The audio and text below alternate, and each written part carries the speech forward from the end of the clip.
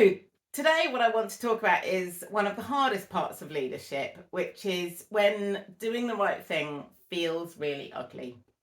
And dismissals or behaviour challenges over misconduct or poor behaviours in work is never a rewarding conversation. But realising that safeguarding our employees, trainees, other staff from further destructive impact through how we approach things has been a big turning point for the organisation that Laura's representing. So I'm Jenny Rawls.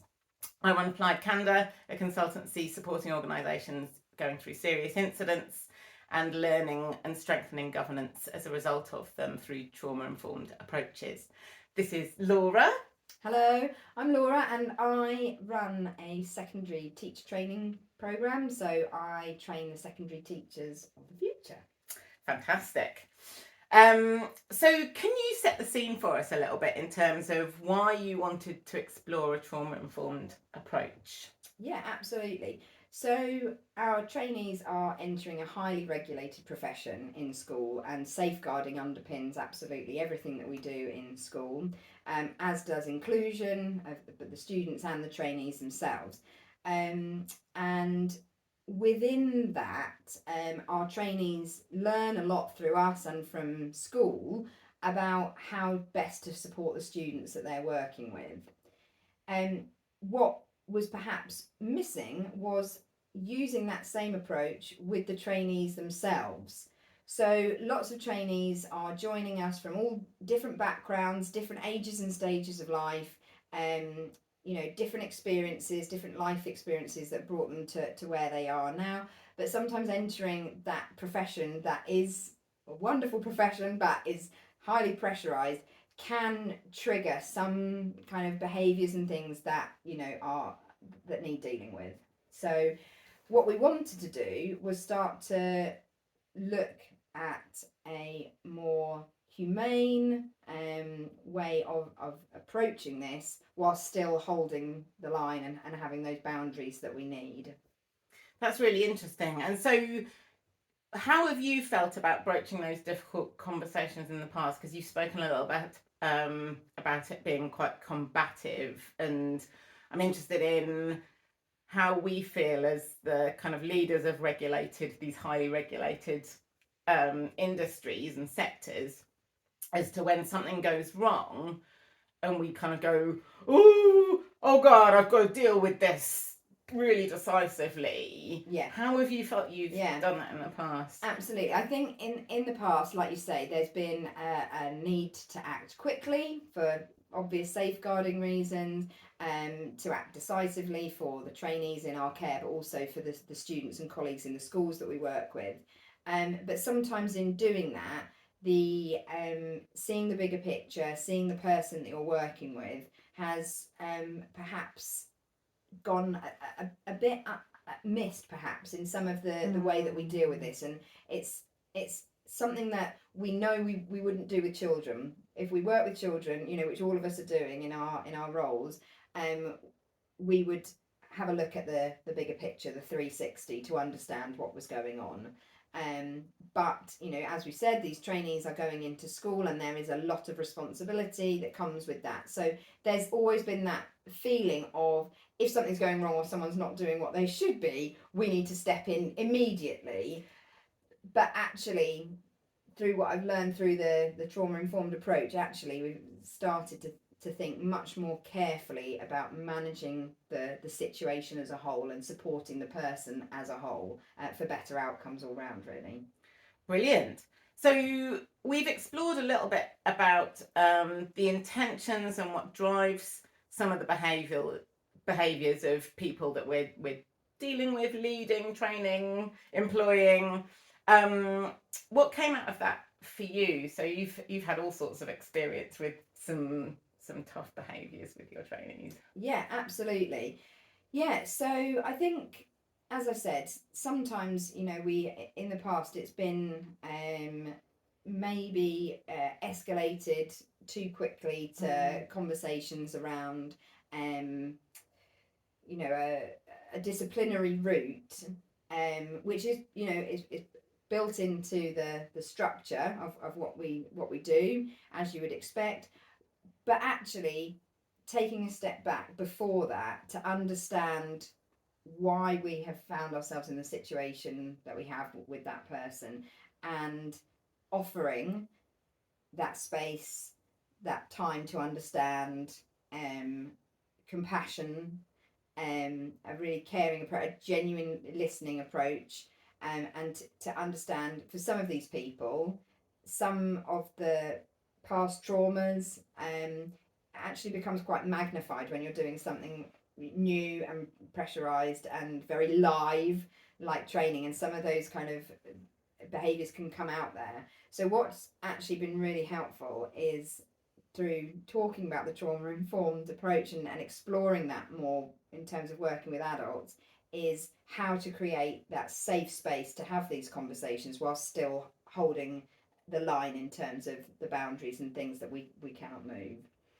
Interesting. So you're really clear in terms of the approach feels very different. You're opening up space to allow people to bring what's driven those behaviours, and that could be all sorts of things, from previous traumatic experience that's perhaps triggering all sorts of current behaviours, but you're holding a very clear line, aren't you? Because you don't have any room for manoeuvre in terms of what the outcome must be, but you're leading somebody through a process in a really different way. And how has that impacted those processes for you and for your colleagues and staff involved? Absolutely. Well, I feel like it is a much more collaborative approach with all of us, even though it is, as you said at the start, it's tricky. It's not a conversation anyone wants to have as a leader,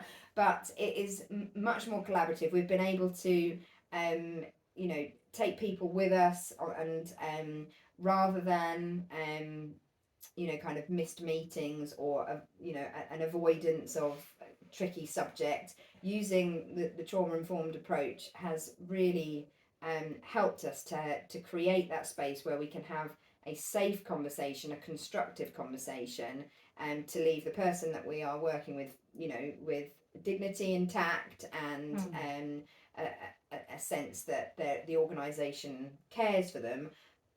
But as I said, whilst we still can't, certain things we can't move, and the outcome is inevitably going to be the same, but we're actually able to move to that point together, so that we have people who connect. They will attend meetings with us. They will be open, because we've been able to create that space. Whereas before there may have been like friction or tension or an avoidance. Actually now, there's a real understanding of, that we will create a safe space for those difficult conversations to happen. And it's interesting, isn't it? Because obviously, as leaders, we want to expedite these processes. We want to get them done, but we know that those meetings have to happen. So actually, some of your experience, it sounds like, is that not only are the meetings less unpleasant, but actually the process is more efficient, because people are happy to come, people are happy to contribute, people are moving in the same direction because they understand that you're trying to help them move in a certain direction. It might have not been the direction that they'd originally hoped for, but you feel like people can get on board with a That's really true. That's really true. Absolutely. In terms of the efficiency as well, like you say, no one wants this kind of thing hanging over them. As an organisation, it's very difficult if these processes are drawn out. But actually, for everybody, in terms of that efficiency, but also that the emotional well-being, it's really helped to kind of galvanise a feeling of, you're in this process. We have very clear boundaries. There are things we can't move, but we are going to do this in a non-judgmental way. We are going to do it in a calm way. We are going to also check that you have somebody you can talk to, that there's outside organisations that are maybe supporting you as well, and we will check that, like I said, as the whole person, like we would do in school with the whole child. Yeah. And so finally, I want to sort of just touch on a little bit. We've spoken about the impact of on you as the leader holding those or those conversations, on the member of staff or trainee who's kind of on the receiving end.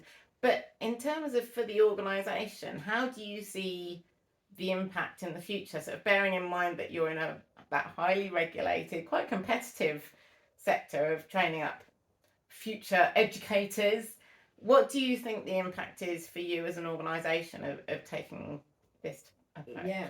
Well, after I talked about it with you and we went and we discussed what a trauma-informed approach might look like for us as an organisation, I was able to take that back to the senior leadership team. Our director was fully on board. I mean, she'd already made the commitment to train myself and another colleague as mental health first aiders for the organisation. So it fits with the ethos of the organisation. It fits with what we call the team around the trainee. So it works. But what it's helped us to do is to that tricky pointy end of HR. It's really helped us to soften that, but also to hold the line as we need to as well. So it feels much more organic for us as an organisation to move in this way, because those kind of values around the commitment to the trainee and the schools and the children that they're working with, and the person as a whole is kind of part and parcel of who the organisation is already. And the leadership team have all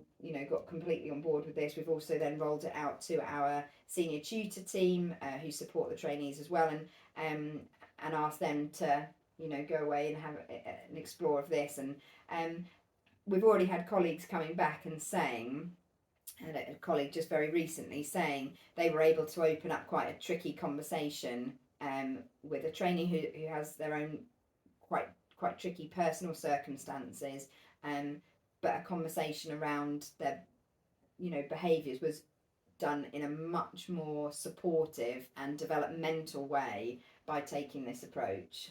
Brilliant. Yeah. And what do you think finally, obviously Ofsted is your regulator in the education sector, what would you anticipate their approach, reaction to be? Because that's obviously important. I would hope that it is really positive. There's a new Ofsted framework now, very new, which SCIT organisations, teacher training organisations like us will be inspected under.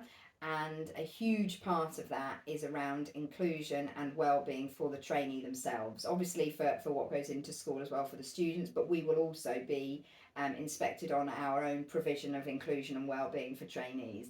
And I feel that this has really strengthened that provision and those conversations around we can still be that lovely, very humane, very warm SCIT, but we can also have those absolutely kind of lines in the sand around safeguarding, but the trauma informed approach is one approach that we're looking at that has helped us to bring those two much more closely together. So I would hope that this is really seen in a really positive way.